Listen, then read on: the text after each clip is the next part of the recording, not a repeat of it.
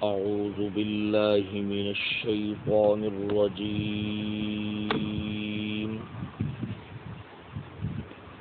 بسم الله الرحمن الرحيم.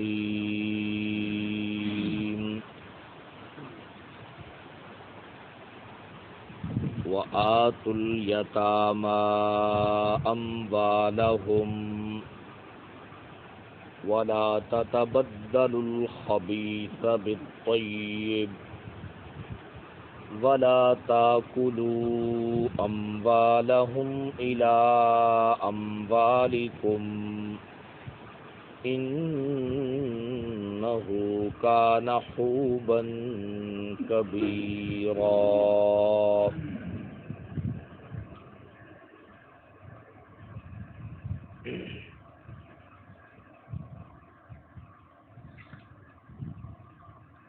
اور دے دو یتیموں کو ان کے مال،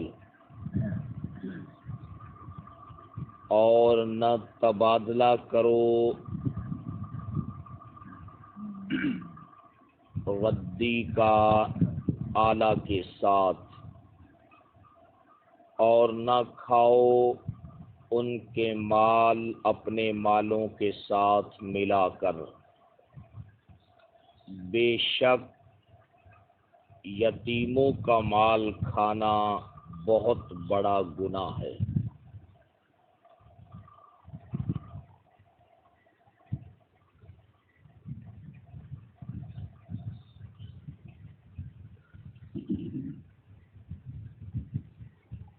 یہ بات آپ حضرات مسلسل ہم اپنے درس میں بیان کر رہے ہیں کہ سورۃ النساء کا خلاصہ، دعویٰ اور مرکزی مضمون اور مسئلہ کیا ہے؟ اصلاح، یہ ساتھ ساتھ بولا کریں، اس سے چیز جو ہے وہ یاد ہو جاتی ہے۔ اصلاح معاشرہ، اور جو سورۃ النساء کا پہلا رکوع ہے، اس رکوع کا عنوان کیا ہے؟ اپنے گھر میں ناجائز مال کی آمد کو روکنا۔ اب سب سے پہلے اس آیت مبارکہ کا ربط دیکھیں جی۔ ربط یہ ہے کہ پچھلی آیت مبارکہ میں اللہ رب العزت نے اصلاح معاشرہ کی جو کنجی ہے، چابی ہے، وہ ہے تقویٰ۔ 2 مرتبہ اللہ رب العزت نے اس کا حکم دیا ہے، اور قطع رحمی سے اپنے آپ کو بچانا، اس کا بھی حکم آ چکا ہے۔ اب اصلاح معاشرہ کے لیے احکامات کی تفصیل شروع ہو رہی ہے، جن میں سے پہلا حکم اللہ رب العزت نے یتیموں کے بارے میں جاری فرمایا ہے، اس لیے کہ اسلام کے آنے سے پہلے یہ ایسا طبقہ تھا جو اپنوں ہی کے ہاتھوں سے ذلیل و خوار ہو رہا تھا، جو اپنوں ہی کے ہاتھوں سے معاشرے میں کیا ہو رہا تھا؟ ذلیل و خوار ہو رہا تھا۔ اب یہاں پر مفسرین نے یہ بات بھی ذکر فرمائی ہے کہ سورت کا عنوان تو ہے سورۃ النساء، مگر جب احکامات کی تفصیل پروردگار نے شروع فرمائی تو پہلے عورتوں کے بارے میں خاص مسائل کا بیان نہیں کیا، بلکہ پہلا حکم جو آیا اس سورت میں تو وہ کن کے بارے میں آ گیا؟ یتیموں کے بارے میں۔ کیوں؟ اس لیے کہ معاشرے کے اندر جب ایک چھوٹا بچہ ہوتا ہے، اس کے والدین ہوتے ہیں، اس کا والد اس کے بارے میں جو تگ و دو کرتا ہے، جو کوشش کرتا ہے اس کی تعلیم کے لیے، اس کی تربیت کے لیے، اس کی افزائش کے لیے، اور اس کی رہائش بنانے کے لیے، اور اس کی دنیاوی ترقی کے لیے، جب اس کا والد فوت ہو جاتا ہے اور پھر وہ بچہ ہوتا ہے چھوٹا، تو وہ بے سہارا ہو جاتا ہے۔ وہ کیا ہو جاتا ہے؟ بے سہارا ہو جاتا ہے۔ وہ اپنے پھر بڑوں کے رحم و کرم کے اوپر چلا جاتا ہے، وہ بے سر و سامان ہوتا ہے، اس کے ہاتھ میں کچھ بھی نہیں ہوتا، وہ بالکل لاچار ہو جاتا ہے، بے کس اور مجبور ہو جاتا ہے، پھر وہ اپنے کھانے پینے کی چیزوں تک بھی دوسروں کا کیا ہو جاتا ہے، محتاج ہوتا ہے۔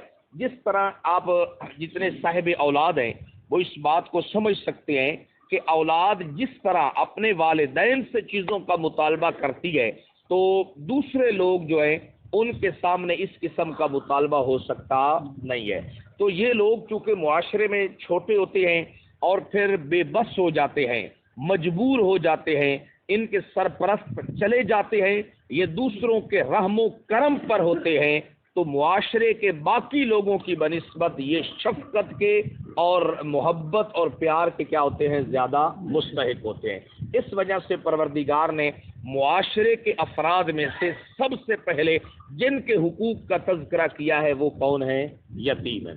اور دوسری جو ہے، آپ حضرات نے سورت آل عمران سنی، اس میں آپ سن چکے ہیں کہ غزوہ احد کے اندر تقریباً 70 صحابہ کرام کیا ہو گئے تھے؟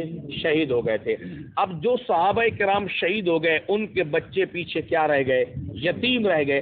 اب کیونکہ صحابہ کرام کے لیے پہلی مرتبہ اتنا بڑا مسئلہ بن گیا تھا کہ 70 افراد کے جنازے اٹھانے پڑے، پھر ان کے بچے پیچھے معاشرے میں کیا ہو گئے؟ یتیم ہو گئے۔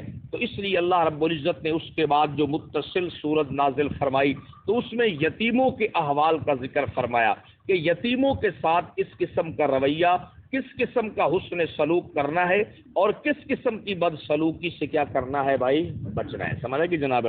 اس لیے اللہ رب العزت نے سب سے پہلا جو حکم دیا ہے اصلاح معاشرہ میں وہ کون ہے؟ معاشرے کے یتیم بچے اور بچیاں ہیں۔ سمجھے کہ جناب؟ ان کا پہلا حکم ہے کہ ان کے ساتھ خاص طور پر معاشرے میں حسن سلوک کرنا ہے۔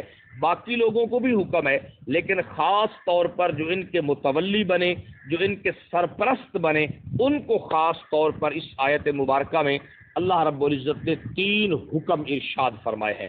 ترجمہ پھر سنیں، فرمایا وَآتُوا الْيَتَامَى أَمْوَالَهُمْ، اور دے دو یتیموں کو ان کے مال۔ پہلا حکم، دے دو یتیموں کو ان کے مال۔ ترجمہ سن لیں تاکہ بات پھر سمجھ میں آ سکے۔ نمبر 2، وَلَا تَتَبَدَّلُوا الْخَبِيثَ بِالطَّيِّبِ، یہ یتیموں کے مال کو کھانے کے جو ہیلے ہوتے ہیں، جو بہانے ہوتے ہیں، وہ اس آیت میں 2 ذکر کیے گئے ہیں۔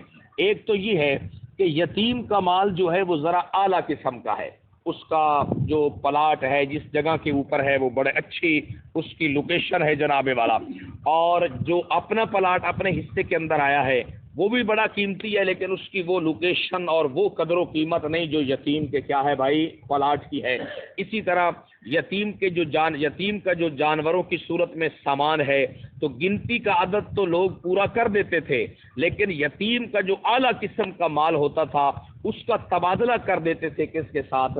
ردی مال کے ساتھ۔ یہ یتیم کے مال کو کھانے کا ایک ہیلا اور بہانہ کرتے تھے کہ دیکھو بھائی یتیم کے، دیکھو اس کا والد گیا 10 جانور تھے، دیکھو ہم نے 10 جانور ہی اس کو دے دیے، اس کی اتنی دکانیں تھیں، اتنی دکانیں دے دی ہیں، اتنے پلاٹ تھے، اتنی پلاٹ دے دیے۔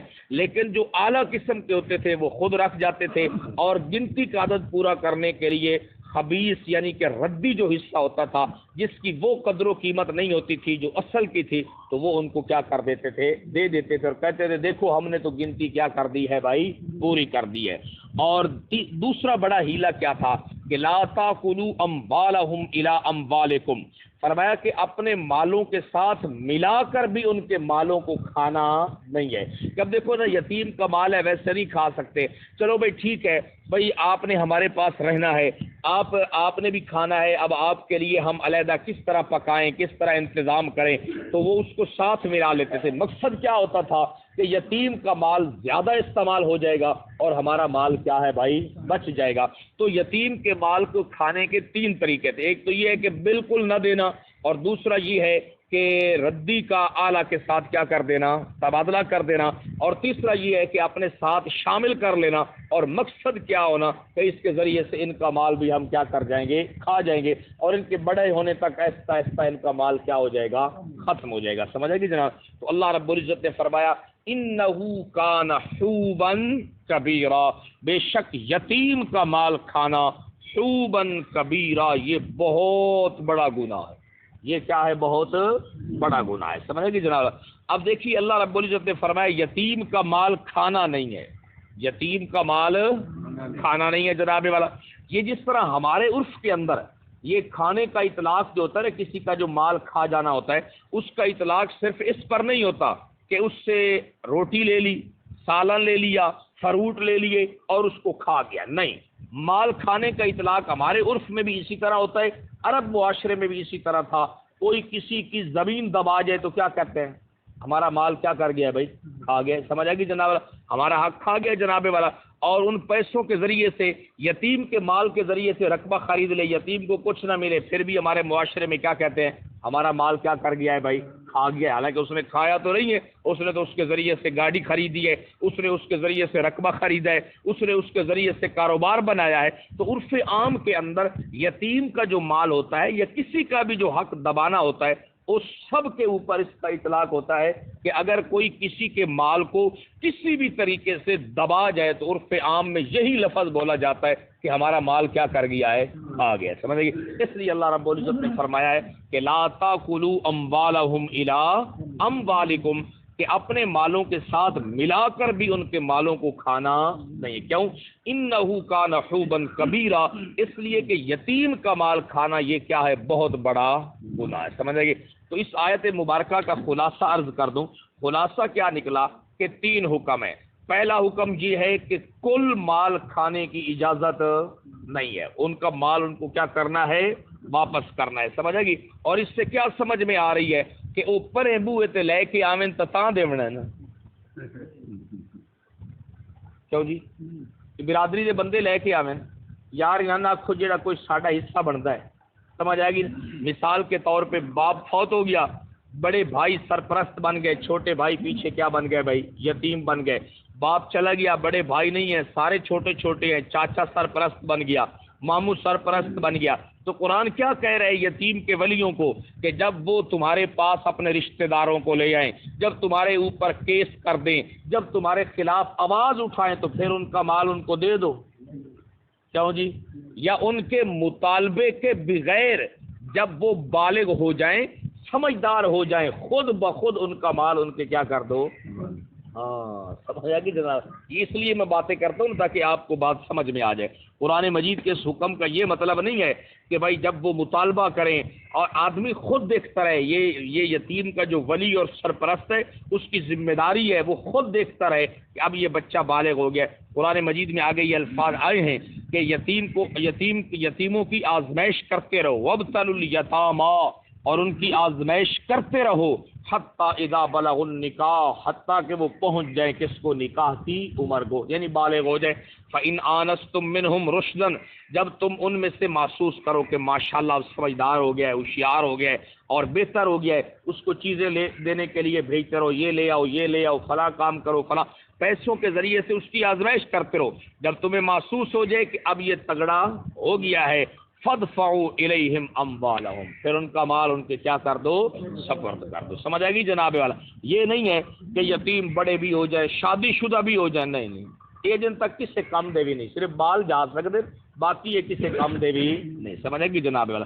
تو یہ ہمارے پاس اس قسم کی باتیں آتی رہتی ہے نا، اس لیے یہ باتیں میں آپ کو بتاتا رہتا ہوں۔ اب آئیے ذرا، یہ ترجمہ آپ کو سنا دیا ہے، اب آیت کے اندر شروع ہو جاتے ہیں۔